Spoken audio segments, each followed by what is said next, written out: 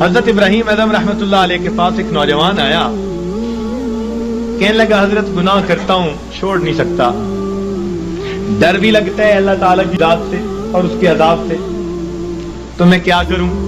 تو اللہ والوں کا دستور ہوتا ہے کہ یہ دھکے نہیں دیتے، یہ نفرت نہیں کرتے، یہ سینے سے لگاتے ہیں، یہ سمجھاتے ہیں، پیار کے انداز میں، محبت کے انداز میں بات سمجھاتے ہیں۔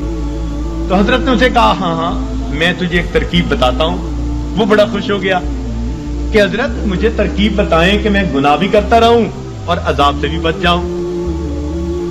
آپ نے فرمایا بھئی پہلی ترکیب تو یہ ہے کہ تو اگر گناہ کرتا ہے تو اللہ رب العزت کی نگاہوں کے سامنے گناہ کرنا چھوڑ دے، چھپ کے گناہ کیا کر۔ کہنے لگا جی میں اس کی نظروں سے چھپ کے گناہ تو نہیں کر سکتا۔ فرمان لگے اچھا ایک دوسرا طریقہ بتاتا ہوں، اور وہ طریقہ یہ کہ تو اللہ رب العزت کا رزق جو دیا ہوا ہے وہ کھانا چھوڑ دے، کہ نہ تمہارا دیا کھاتا ہوں نہ تمہاری بات مانتا ہوں۔ کہنے لگا جی اللہ کا دیا ہوا رزق کیسے کھانا چھوڑ دوں، یہ تو نہیں کر سکتا۔ فرمایا اچھا تیسرا طریقہ بتاتا ہوں کہ تم اللہ تعالیٰ کے ملک میں رہتے ہوئے اس کی نافرمانی کرتے ہو، تو یہ زمین و آسمان اللہ کا ملک ہے، اس کی ملک ہے، اس سے نکل کر گناہ کر لو۔ کہ جی میں کیسے نکل سکتا ہوں زمین و آسمان سے باہر؟ پروردگار بھی فرماتے ہیں یا معاشر الجن والانس ان استطعتم ان تنفذوا من اقطار السماوات والارض فانفذوا لا تنفذون الا بسلطان۔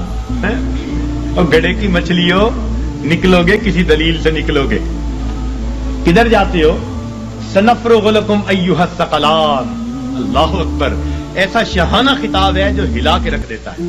سنفرغ لکم ایھا الثقلان، تثنیہ کا صیغہ، اے میری زمین کے بوجھو، یعنی نافرمان جن اور انسان، ان کو مخاطب کیا گیا۔ اے جنوں اور نافرمان انسانوں، ہم اپنے آپ کو تمہارے لیے فارغ کر رہے ہیں، ان قریب اپنے آپ کو فارغ کر رہے ہیں۔ ہم تمہاری خبر لیتے ہیں، تمہارا پتہ کرتے ہیں۔ جیسے ماں کوئی کام کر رہی ہو نا، بچے کو دھمکاتی، کہتی ہے میں آتی ہوں، یہ نہیں کہ آ نہیں سکتی، دھمکانا مقصود ہوتا ہے۔ تو فرمایا اے میری زمین کے بوجھو، ہم اپنے آپ کو ان قریب تمہارے لیے فارغ کر رہے ہیں، نپٹیں گے تمہارے ساتھ، ہمیں حساب لینا بھی آتا ہے۔ وَنَضَعُ الْمَوَازِينَ الْقِسْطَ لِيَوْمِ الْقِيَامَةِ۔ تو اس لیے وہ کہنے لگا جی کہ میں تو نہیں زمین و آسمان سے باہر جا سکتا۔ فرمایا اچھا پھر میں آپ کو ایک تجویز اور دیتا ہوں، وہ یہ کہ اگر تم گناہ کرتے رہو گے تو نام اعمال میں بہت سارے گناہ ہوں گے۔ اب جب ملک الموت آئے گا تو اس وقت تم اسے کہنا کہ بھئی تھوڑی دیر انتظار کر لو تاکہ میں سچی توبہ کر لوں۔ کہنے لگا حضرت اس نے تو انتظار نہیں کرنی، جس سانس میں موت آنی ہے اس سے اگلا سانس بندہ نہیں لے سکتا۔ اذا جاء اجلہم فلا يستأخرون ساعة ولا يستقدمون فلا يستطيعون توصية ولا إلى أهلهم يرجعون۔ وصیت کرنے کی بھی فرصت نہیں ہوگی۔ اس نے کہا حضرت میں یہ نہیں کر سکتا۔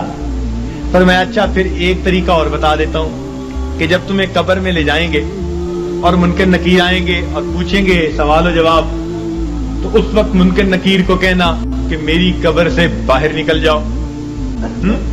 جیسے ہم نے گھروں پہ لکھوایا ہوتا ہے نا، بغیر اجازت اندر آنا منع ہے، نو ایڈمیشن وداؤٹ پرمیشن۔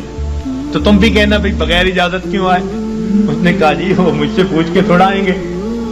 فرمایا اچھا پھر ایک آخری بات باقی رہ گئی، وہ تجویز بتاتا ہوں۔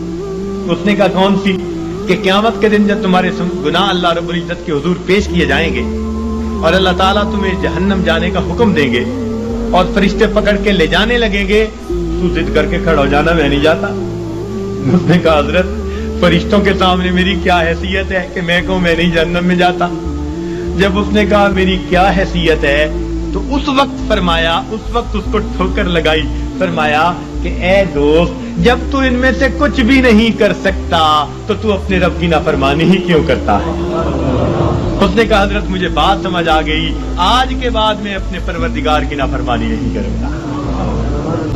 تو یہ اللہ والوں کے سمجھانے کا انداز ہوتا ہے، وہ اچھے انداز میں بات سمجھاتے ہیں۔ تو اس نے گناہوں کو چھوڑنے کا فیصلہ کر لیا۔ تو گناہ ہم جو کرتے ہیں یہی گناہ ہمیں پریشان رکھتے ہیں.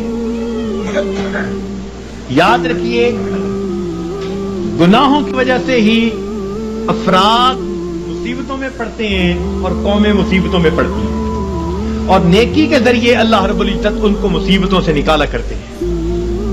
آج ہماری حالت تو یہ ہے کہ کام کرتے ہیں بنگیوں والے اور تنخواہ مانگتے ہیں بادشاہوں والی. یاد رکھنا مسلمان کے لیے دنیا میں دو راستے ہیں, نیکی کرے گا امام عالم, اور اگر گناہ کرے گا تو غلام عالم بنے گا.